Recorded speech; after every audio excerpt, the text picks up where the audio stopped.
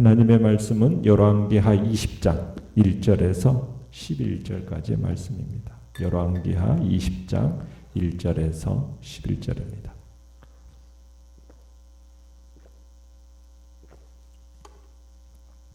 열왕기하 20장 1절에서 11절 우리 한 목소리로 같이 읽겠습니다. 시작. 그때에 히스기야가 병들어 죽게 되매 아모스의 아들 선지자 이사야가 그에게 나와서 그에게 이르되 여호와의 말씀이 너는 집을 정리하라 내가 죽고 살지 못하리라 하셨나이다. 히스기야가 낯을 벽으로 향하고 여호와께 기도하여 이르되 여호와여 구하오니 내가 진실과 전심으로 주 앞에 행하며 주께서 보시기에 선하게 행한 것을 기억하옵소서 하고 히스기야가 심히 통곡하더라. 이사야가 성읍 가운데까지도 이르기 전에 여호와의 말씀이 그에게 임하여 이르시되 너는 돌아가서 내 백성의 주권자 히스기야에게 이르기를 왕의 조상 다윗의 하나님 여호와의 말씀이 내가 내 기도를 들었고 내 눈물을 보았노라. 내가 너를 낫게 하리니 내가 3일 만에 여호와의 성전에 올라가겠고 내가 너의 날에 15년을 더할 것이며 내가 너와 이 성을 아수르 왕의 손에서 구원하고 내가 나를 위하고 또 내 종 다윗을 위함으로 이 성을 보호하리라 하셨다 하라 하셨더라. 이사야가 이르되 무화과 반죽을 가져오라 하매 무리가 가져다가 그 상처에 놓으니 나으니라. 히스기야가 이사야에게 이르되 여호와께서 나를 낫게 하시고 3일 만에 여호와의 성전에 올라가게 하실 무슨 징표가 있나이까 하니 이사야가 이르되 여호와께서 하신 말씀을 응하게 하실 일에 대하여 여호와께로부터 왕에게 한 징표가 임하리이다. 해 그림자가 10도를 나아갈 것이니까 혹 10도를 물러갈 것이니까 하니 히스기야가 대답하되 그림자가 10도를 나아가기는 쉬우니 그리할 것이 아니라 10도가 뒤로 물러갈 것이니이다 하니라. 선지자 이사야가 여호와께 간구하매 아하스의 해시계 위에 나아갔던 해 그림자를 10도 뒤로 물러가게 하셨더라. 아멘. 오늘 말씀의 제목은 벽을 문으로 바꾸는 기도라는 제목으로 말씀을 나눕니다.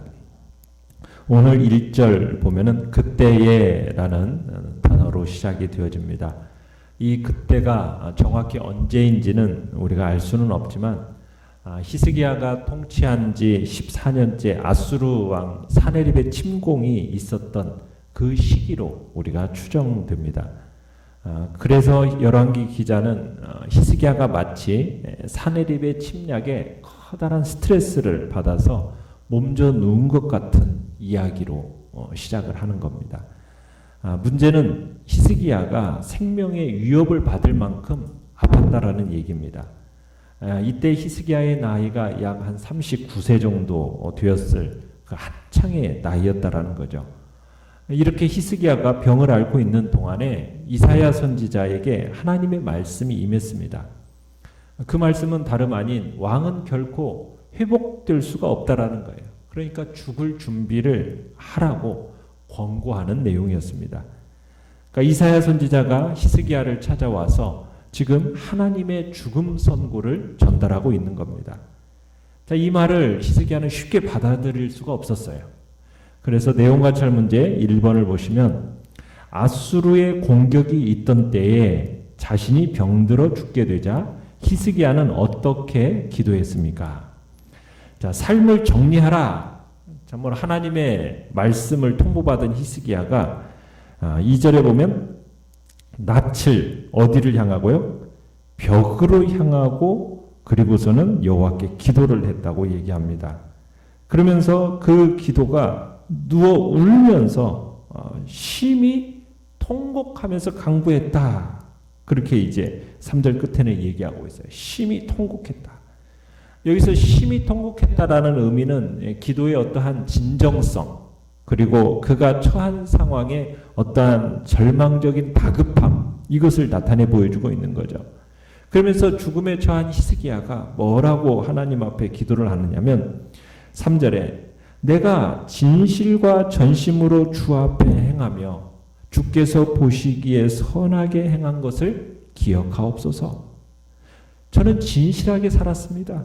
전심으로 하나님께 순종을 했고요. 주님 보시기에 선한 일을 한 것, 그 누구보다도 하나님이 잘 아시지 않습니까? 주님께서 참으로 제가 주 앞에서 행한 것을 기억하시고 정말 기억해 주시도록 지금 눈물로 호소를 하고 있는 겁니다. 그렇다고 해서 지금 히스기야가 내가 이런 공로 세웠으니까 이 공로를 근거로 나를 이 위기에서 건져주십시오, 이렇게 말하는 것은 아닙니다. 어떤 자신의 공로에 대한 어떤 마땅한 보상을 하나님께 요구하고 있는 내용은 아니라는 얘기입니다. 지금 히스기야가 이런 기도를 드릴 때에는 이 모든 것들도, 이런 덕을 세운 것도 하나님의 은혜로 여겼고, 지금 자신이 애써 정말 믿음으로 개혁을 추진했던 그 선한 일들이 중도에 끝나지 않게 해달라고, 지금 나라가 아수르 왕에 의해서 위기에 처한 이 현실이 너무나도 안타까우니 하나님 긍휼히 여겨달라고 지금 이렇게 호소하고 있는 내용인 겁니다. 그러니까 히스기야의 이 기도는 하나님의 은총, 하나님의 자비를 구하고 있는 기도인 거예요. 그러니까 하나님의 은총과 자비를 구하는 이 기도는 참으로 아름다운 기도의 자세라고 볼 수 있는 겁니다. 자, 이렇게 히스기야가 하나님 앞에 말씀을 이렇게 이제 기도를 하겠는데, 이사야가 히스기야에게 그 말씀을 전하고 궁을 벗어났는데 통곡하는 이 히스기야에게 두 번째 말씀이 이사야 선지자를 통해서 임하게 되죠. 5절 6절에 보면 내 조상 다윗을 돌본 나 주 하나님 말한다는 거예요. 네가 기도하는 소리를 내가 들었다. 내가 흘리는 눈물도 내가 봤다. 내가 너를 고쳐주겠다. 사흘 뒤에 네가 주의 성전으로 올라갈 수 있을 것이다. 그리고 15년의 수명을 연장받을 것이다. 그러니까 15회 이제 수명이 연장되도록 하나님께서 이사야에게 가서 선포하라고 명령을 내리신 겁니다.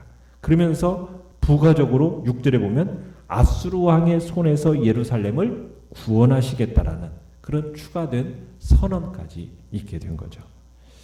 참 눈물 어린 히스기야의 기도의 응답, 15년 동안 그 생명이 연장받게 됩니다. 내가 너의 기도를 들었다. 내 눈물을 보았다. 참 이 말씀은 참 시사하는 바가 크죠. 하나님은 우리의 연약함을 누구보다도 잘 아십니다. 우리의 통곡하는 소리, 우리의 신음소리, 그거 다 듣고 계시는 분이란 얘기예요. 우리가 때로는 정말 기도 소리조차도 안 나와서 눈물만 하염없이 흐르는 그 눈물, 하나님이 그 쓰라린 심정 다 헤아리고 보신다는 얘기입니다. 그렇기 때문에 우리가 어떠한 역경 속에서도 좌절할 필요가 없다는 거죠. 그 우리의 쓰라린 심정을 가지고 하나님께 나아가서 그분께 부르짖으면 눈물로 간절하게 기도하는 그 기도 소리, 눈물을 보시고 하나님이 보좌에서 벌떡 일어나셔서 일하시는 분이다. 그걸 우리에게 보여주고 있는 겁니다. 그래서 이제 7절에 가보면은 이사야는 왕의 신하들에게 무화과 반죽을 가져와서 히스기야의 상처 위에 붙이게 합니다. 그렇게 해서 병이 나아요. 여기서 뭐 무화과 반죽에는 어떤 약효과가 있다, 이것을 말하고자 하는 건 아닙니다. 히스기야 선지자가 지금 히스기야의 상처에 무엇을 붙이든 아마 다 나았을 겁니다. 초점은 하나님이 그를 낫게 하셨다라는 데 있다라는 거죠. 초점이 지금 무화과 반죽에 있는 게 아니라는 얘기입니다. 내용관찰 문제 2번을 보시면 히스기야가 구한 징표는 무엇입니까? 자, 히스기야가 8절에 보면은 선지자에게 자신이 회복될 것을 증명할 징표를 달라고 이제 구합니다. 자, 히스기야가 징표를 구하는 것은 어떤 불신을 드러내는 게 아닙니다. 이사야 7장에 가보면은 아하스 왕이 하나님의 징표를 하나님께서 징표를 주시겠다고 이사야를 통해서 아하스에게 이야기를 해요. 그런데 이 아하스 왕은 그 징표를 어떻게 합니까? 거부합니다. 그 거부한 것으로 인하여서 이사야 선지자에게 하나님께 심하게 야단을 맞아요. 그러니까 징표를 거부하는 행위는 불신적인 행위고, 오늘 우리가 보는 히스기야처럼 징표를 받고 그 징표를 더 구하는 것은 믿음의 행위로 묘사되고 있다는 얘기입니다. 그러니까 히스기야는 어떤 마음으로 징표를 구하고 있느냐면, 하나님은 이 세상에 어떠한 일도 하실 수 있는 능력을 가진 분이라는 그런 믿음, 그것에 대해서 추호도 의심하지 않는 상황 속에서 지금 징표를 구하고 있는 겁니다. 그래서 히스기야가 징표를 구하고 있다는 것은 어떻게 보면 신앙 고백적인 요소로 우리가 볼 수 있다는 거죠. 자, 징표를 요구하는 히스기야에게 이사야 선지자가 두 가지 징표 가운데 한 가지를 선택하도록 요구를 하죠. 자, 그 선택사항은 무엇입니까? 제시된 것이 해 그림자가 10도를 나가게 할까요? 아니면 해 그림자가 뒤로 물러가게 할까요? 자, 이 질문, 이사야의 질문에 히스기야가 뭘 선택하죠? 해 그림자가 뒤로 물러가는 것을 선택을 합니다. 그러니까 해 그림자가 길어지는 오후에 해 그림자가 10도 빨라지는 이 일은 좀 놀라운 일이 되지 않을 수도 있는 거예요. 그러니까 히스기야는 확실한 징표를 구하기 위해서 당시 상황에서 상대적으로 더 어려운 그림자가 짧아지는 쪽을 선택한 거죠. 그러니까 이 히스기야의 요청을 받은 이사야는 모든 일이 하나님이 선언하신 대로 될 거다라 얘기했고, 정말로 그 징표대로 해시계의 그림자가 어떻게 됐습니까?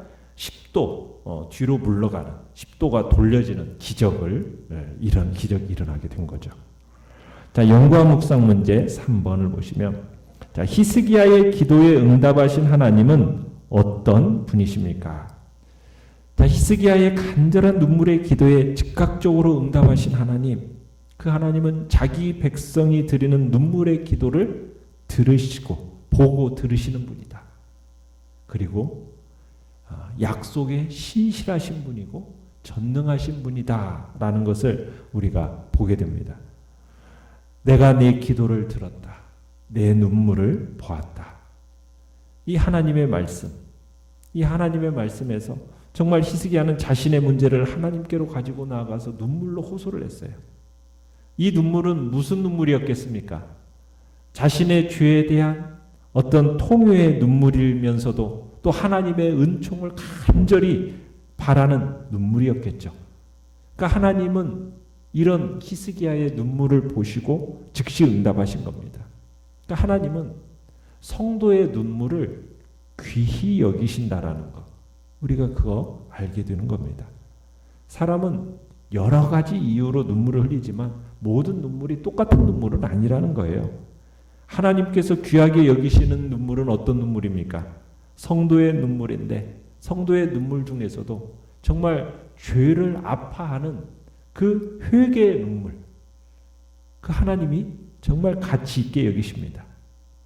기도하면서 정말 하나님 앞에 흘리는 눈물, 하나님의 일이 부응되기를 위해서 흘리는 눈물, 그 눈물들을 하나님은 가치 있게 여기시고 시편에서는 하나님의 병에 담아두신다라고까지 얘기하고 있죠. 그래서 성도의 눈물은 결코 하나도 헛되이 돌아가지 않습니다. 하나님 앞에서 흘리는 그 모든 눈물을 하나님은 절대로 가벼이 보지 않으신다는 거예요. 마음에 담아두시고 자신의 병에 담아두셔서, 그리고 하나님께서 그 눈물을 보시고 위로하시는 우리의 아버지시요 위로자라는 사실을 우리에게 보여주고 있는 겁니다. 그러면서 우리는 하나님은 히스기야의 요구대로 해시계의 그림자가 정말 10도 물러가게 하셨어요. 그러니까 당신이 약속하신 것에 대한 진실함을 보여주고 있는 겁니다. 하나님께서 사랑하는 종 히스기야를 믿음에 더욱 견고히 세우시고자 그의 요청을 수락하셨고, 히스기야는 하나님이 주신 그 표징으로 말미암아 하나님의 약속은 진실한 것이다라는 것을 다시 한번 확신하게 되었을 겁니다. 그리고는 자신이 지금까지 추진해왔던 그 하나님 앞에서 힘써왔던 그 개혁의 작업이 옳았구나, 또 중요하다라는 그 인식과 자신감을 또한 가지게 되었겠죠. 그러기에 우리 성도들에게 있어서 중요한 게 무엇입니까? 하나님의 약속이 진실하다라는 것을 아는 것은 정말 대단히 중요한 겁니다. 누구든지 그것이 틀림없는 하나님의 뜻이라고 확신하게 된다면 정말 많은 어려움이 따를지라도 헤쳐나갈 수 있는 것이 바로 그 근거가 어디에 있는 겁니까? 하나님 앞에서 그분의 약속은 진실하다라는 것, 그것을 아는 것, 그것이 우리의 삶의 어떤 상황 속에서도 어려움 속에서 주님 앞에서 꿋꿋이 그 믿음으로 살아갈 수 있는 길이 되는 거죠. 느낀 점 4번을 보시면 나라가 위기에 처한 상황에서 왕인 자신마저 죽음을 눈앞에 두자 낯을 벽으로 향하고 통곡하며 하나님께 매달리는 히스기야를 볼 때 무엇을 느낍니까? 히스기야는 위기 상황 속에서 자포자기하거나 다른 어떤 것을 쳐다보지 않고 자기에게 인생의 위기를 허락하신 하나님, 그분만이 자신을 그 위기에서 구하실 수 있다라는 것을 안 진실한 믿음의 소유자였다라는 것을 우리가 다시 한번 느끼게 되는 겁니다. 우리 성도들이 만나게 되는 위기들은 고통스러운 것은 사실이지만 하나님의 놀라운 은혜를 체험할 수 있는 좋은 기회라는 것, 이것을 우리들이 또한 기억해야 되는 겁니다. 그러니까 히스기야는 최대의 위기, 그 위기를 통해서 도리어 자신에 대한 하나님의 사랑을 확신하게 되었어요. 더 큰 축복으로 나아가게 되었다는 얘기입니다. 그러니까 위기를 어떻게 대처하는가, 이것에 따라서 이게 복이 되기도 하고 화가 되기도 하는 겁니다. 우리는 히스기야가 했던 것처럼 믿음으로 하나님께 구하면, 전심으로 그분만 의지한다면 우리는 위대한 역사를 경험하게 되는 거죠. 그러나 위기를 만나서 하나님을 원망하고 자포자기하고 그렇게 되면 어떻게 되겠습니까? 망하는 길로 갈 수밖에 없는 거예요. 그러니까 위기에 그때 더욱 하나님을 의지하고 하나님을 바라는 그런 기회로 삼으시기를 바랍니다. 하나님을 의지하고 하나님을 바람으로 말미암아 정말 위기를 도리어 하나님의 은혜로 바꿔나가는 복된 자리에 우리 모두가 있기를 간절히 바랍니다. 결단과 적용 5번을 보시면 어떻게 해야 할지 모르는 상황을 만나면 자포자기하고 술이나 담배, TV, 인터넷, 잠 등으로 도피해버리진 않습니까? 다른 것 쳐다보지 않고 오로지 하나님만을 바라보겠다는 생각으로 사생결단하고 기도합니까? 우리가 인생을 살다 보면 우리의 능력을 넘어서는 그런 문제들을 직면하게 되죠. 그것이 건강이든지 가정이든지 직장이든지 사업체든지 인간관계든지 어떤 문제든지 그저 혼자 고민하고 괴로워하지 마시고 하나님 앞에 나아가 눈물로 기도하십시오. 히스기야가 경험한 그 하나님이 여러분과 저의 하나님이십니다. 하나님은 히스기야 때나 예수님 때나 오늘이나 변함이 없는 분이세요. 영원토록 동일하신 하나님이시기에 우리가 정말 힘들면 눈물로 주님 앞에 전심을 다해서 하나님 앞에 간구한다면 주님이 히스기야에게 말했던 것처럼 내 기도를 들었고 내 눈물을 보았노라. 이 음성을 주님 앞에서 듣게 되실 것입니다. 자, 오늘의 기도 같이 읽겠습니다. 시작. 사방이 막힌 것 같을 때 주님께로만 얼굴을 향하고 기도함으로 벽이 문이 되는 것을 경험하게 하소서. 아멘. 말씀을 생각하면서 기도하시고요. 연약한 우리의 지체들을 위해서 기도해 주시며 코로나19 바이러스가 속히 잠잠해지게 하시고 우리 귀한 성도들이 함께 모여 대면해서 예배드릴 수 있는 날이 속히 올 수 있도록 주의 은혜와 자비하심을 구하고 주님의 능력이 우리 가운데 나타날 수 있도록 주여 우리 세 번 부르짖으면서 합심해서 같이 기도합니다.